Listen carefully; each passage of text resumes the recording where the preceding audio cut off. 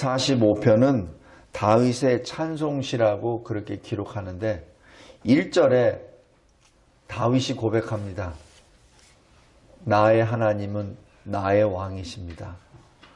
세상의 왕이 하나님을 그렇게 부릅니다. 하나님이 나의 왕이십니다. 이 자체가 다윗의 신앙 고백이요. 그리고 이스라엘 나라 온 백성들에게 주는 복음이기도 합니다. 우리는 늘 복음을 어렵게 생각하고 내가 무엇을 어떻게 하려고 애를 씁니다. 그러나 가장 중요한 것은 하나님이 나에게 어떤 분이신 것을 먼저 선포하는 것이 그 자체가 복음입니다. 다윗은 지금 그 일을 하고 있습니다. 나의 왕은 하나님이십니다. 그리고 하나님은 나의 하나님이십니다. 성도 여러분, 오늘의 첫 번째 주제입니다. 하나님은 나의 하나님이십니다. 멀리 계신 분이 아니세요. 그리고 다른 사람의 하나님이 아니라 바로 나의 하나님이십니다. 두 번째, 2절에 날마다 주를 찬양합니다. 근데 주를 찬양할 때 무엇을 찬양하냐면 3절입니다. 하나님은 위대하십니다. 그리고 4절에 하나님이 행하신 일을 찬양합니다. 우리가 하나님을 찬양할 때 하나님의 위대하심과 하나님이 누구이심을 고백하며 하나님이 나에게 무슨 일을 하셨는지를 늘 선포합니다.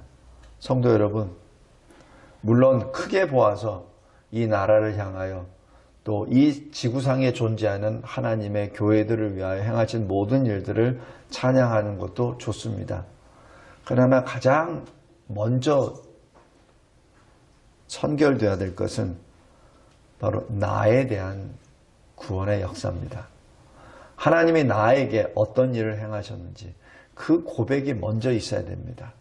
그것이 없을 때는 전부 다 위선이 되어버립니다. 그냥 어떤 이 모임에, 조직에, 단체에 그냥 끌려 나아가는 그냥 이 공허한 메아리밖에 되지 않습니다. 성도 여러분, 꼭 기억하시기 바랍니다. 하나님은 나에게 어떤 분이신지, 하나님은 나에게 어떤 분이신지 그것을 꼭 기억하시기 바랍니다. 우리가 하나님 앞에 설 거잖아요. 하나님 앞에 설 때 하나님이 우리에게 질문하시는 것이 그거예요. 하나님 앞에 너는 누구냐? 너는 하나님 앞에 어떤 존재냐? 그 질문입니다. 그 질문 앞에 항상 대비하시기 바랍니다. 나는 하나님 앞에, 나는 하나님의 백성입니다. 나는 예수를 구주로 고백하는 예수가 나의 왕이시오 나의 하나님이신 바로 그의 백성입니다. 그래서 내가 여기에 서 있습니다. 라고 고백하는 그 신앙 고백으로 우리는 천국에 들어갑니다. 그 다음에 세 번째 주제는 바로 5절입니다. 지금 여기 다윗은 크게 부르짖으며 기도하고 날마다 찬양하며 또 하나님께 영광을 돌리는 대표적인 기도하는 사람입니다.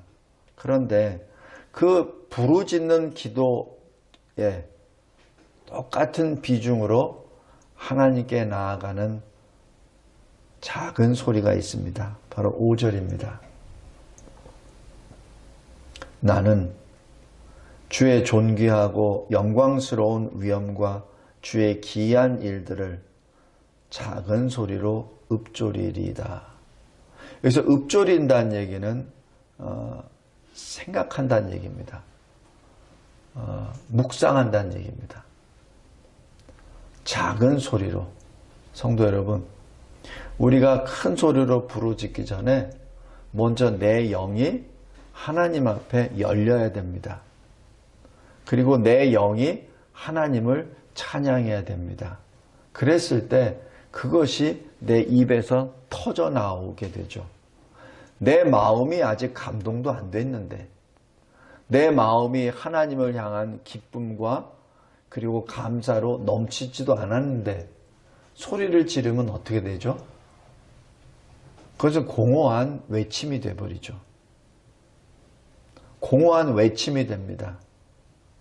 성도 여러분, 우리가 크게 부르짖기 전에 내가, 내 영이, 내 마음이 늘 하나님께 가 있어야 됩니다. 그랬을 때 큰 소리로 부르짖는 기도는 너무나도 자연스러운 현상이 되어버립니다. 물론 기도도 훈련이고 연습입니다 라고 해서 그렇게 부르짖다 보면 돼 라고도 할 수 있습니다. 그러나 내 영이 따라가지 않을 때, 내 마음이 따라가지 않을 때는 그건 참으로 그건 헛소리가 돼버립니다. 성도 여러분, 우리 항상 하나님 앞에 예배 드릴 때도 그렇고 기도할 때도 그렇고 찬양할 때도 마찬가지입니다. 내 마음이 하나님 앞에 온전히 열려야 됩니다. 내 영이 하나님 앞에 온전히 죽은 자처럼 엎드려야 됩니다. 그러지 않을 때는 사실 아무 소용 없어요. 그러지 않은 상태에서 입을 벌려 부르짖고 그런 것은 가식이요 외식이 되어버립니다. 그래서 예배를 드릴 때는 먼저 그 영의 충만함을 받도록 먼저 기도해야 됩니다. 그래서 예배 전에 먼저 나와 하나님께 먼저 기도하는 시간이 반드시 필요합니다. 그러지 않을 때는 사실 튕겨나가 버려요. 계속 튕겨나가 버립니다. 내 마음이 온전히 하나님 앞에 엎드려야 됩니다. 마치 죽은 자 같이 우리 요한계시록 1장에 제가 누누이 말씀드리지만은 사도 요한이 90세가 넘어서 반모섬에 갇혀서 주님이 오시는 것을 보잖아요. 그때 어떻게 되죠? 처음에는 주님이 오신지도 모릅니다. 큰 소리, 많은 물소리 같은 소리를 듣습니다. 그리고 몸을 돌리죠. 그때 내가 그토록 사모하던, 내가 그토록 기다리던 그 주님이 오셨는데 그 주님의 모습은 진정으로 엄유한 모습입니다.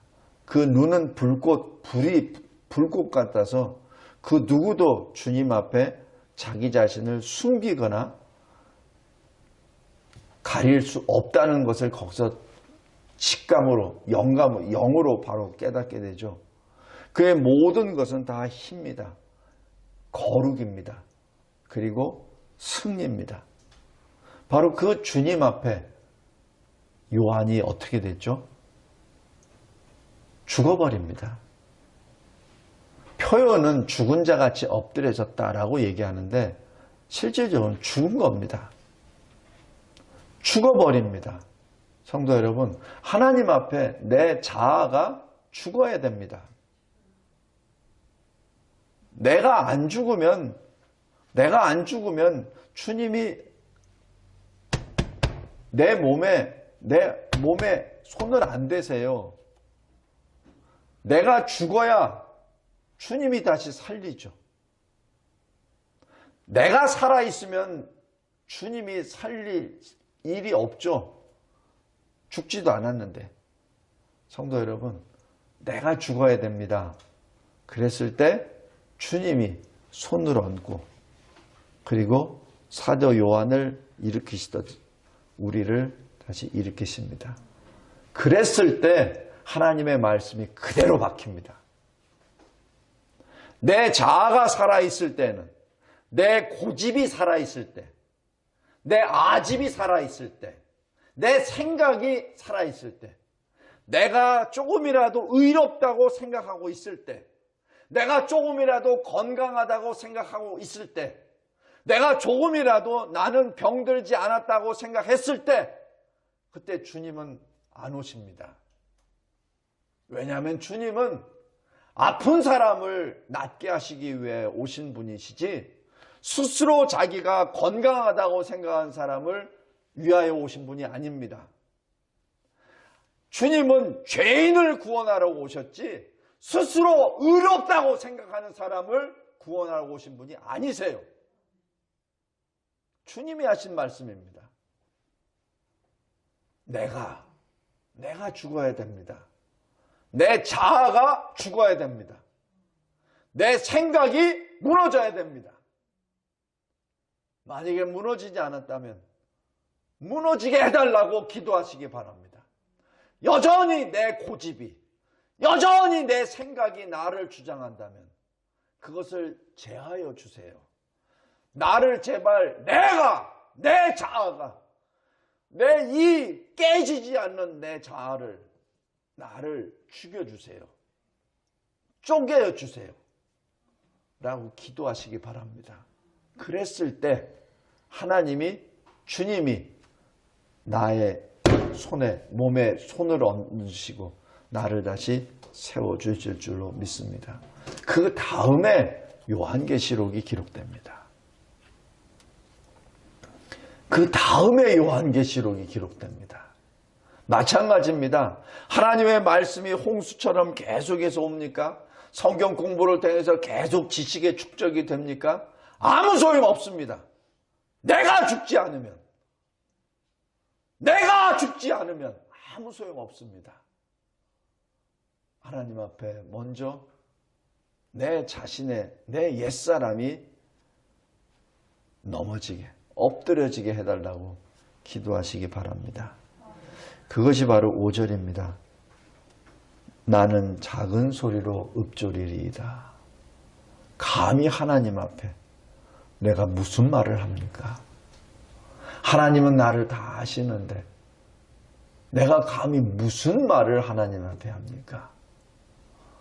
욥이 자기가 의롭다고 그렇게 얘기했지만은 하나님이 하신 말씀 욥기 38장, 내가 이 세상에 기초를 놓을 때 너 어디 있었느냐? 아무 말 못합니다. 그 누구도 하나님 앞에 입을 벌려 말할 수 없습니다. 바로 그겁니다. 내가 작은 소리로 내 영으로 하나님을 말씀을 묵상할 때 내 영이 다시 하나님의 손에 의하여 내가 소생되었을 때 나는 아무것도 할 수 없습니다. 단지 하나님이 주신 그 생명의 말씀을 나는 읊조릴 따름입니다. 성도 여러분, 그랬을 때 6절에 보십시오. 나도 선포하리이다. 나도 선포하리이다. 이 145편 말씀이 굉장히 우리가 신앙적으로 굉장히 중요한 게 많습니다. 계속 18절로 들어가시기 바랍니다. 하나님은 누구를 가까이 하신다고요? 진실하게 간구하는 자, 진실하게 간구하는 자, 솔직하게 간구하는 자. 어디서 진실이 나오죠? 내가 죽었을 때 진실이 나옵니다. 내가 내 자신이 아직까지 내 생각이 나를 지배한다면 진실이 없어요. 자꾸 변명이나 드러놓죠. 자꾸 이유만 드러놓습니다. 자꾸 남 탓만 내고 자꾸만 상황 논리로만 빠집니다. 그거 아닙니다. 하나님이 원하시는 건 너입니다. 너. 바로 나입니다. 딴 거 다 필요 없어요. 바로 나입니다. 하나님이 나에게 요구하신 건 나입니다. 다른 거 아니에요. 아담이 범죄했을 때 하나님이 오셔서 아담의 무엇을 부르셨죠? 아담을 부르셨어요. 다른 거 안 부르셨습니다. 하나님은 바로 나를 부르시는 겁니다. 여러분을 부르시는 겁니다.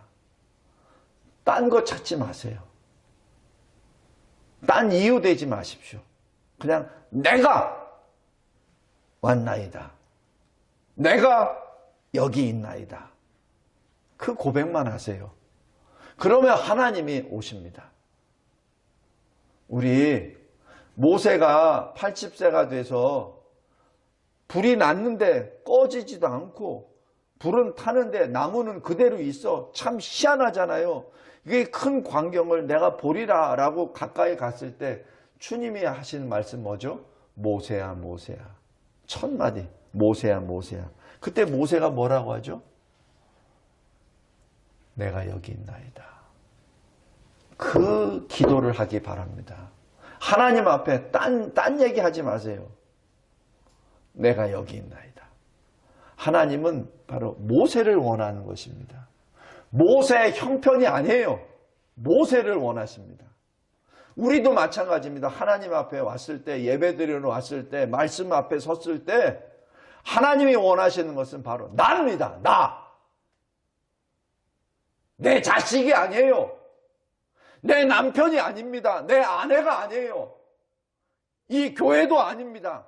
먼저 나입니다. 나.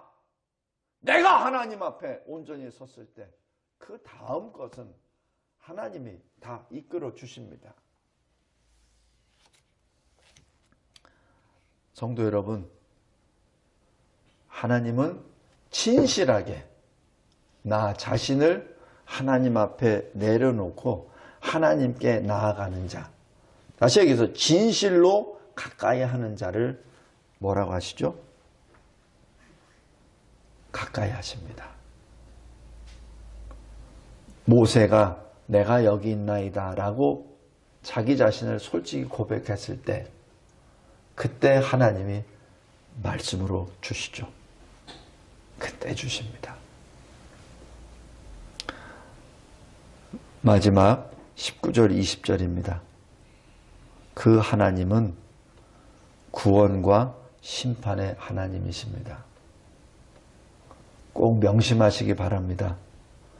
하나님은 사랑의 하나님이지만 동시에 공의의 하나님이십니다. 하나님은 반드시 심판하십니다. 이 세상의 권세자들, 힘이 있다고 하나님을 조롱하고 하나님의 교회를 폐쇄하고 하나님께 드리는 예배를 드리지 못하게 하고 자기 멋대로 몇 퍼센트 몇 명 그렇게 떠벌리고 하는 거 있죠.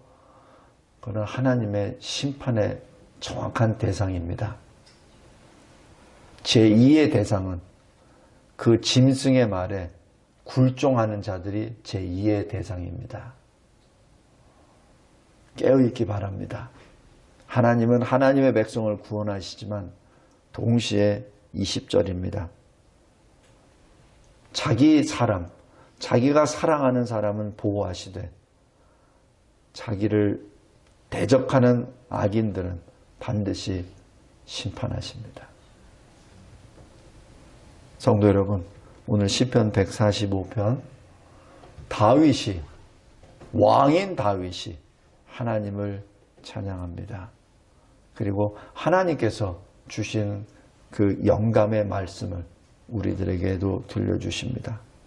진실된, 하나님 앞에 진실된 나의 옛사람이 사라져버린 그리스도 안에서 새 영을 받은 새 사람으로 늘 주님 앞에 서기 바랍니다.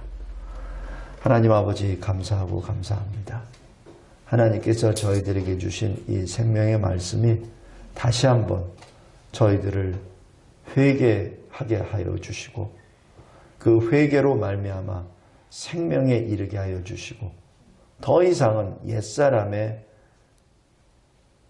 모습이 아니라 새 영을 받은 새 사람으로 구원을 받은 자만이 부를 수 있는 새 노래로 하나님을 찬양하며 주께 서 있나이다.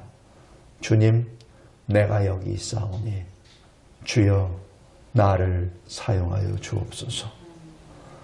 예수 그리스도의 이름으로 기도드리옵나이다. 아멘.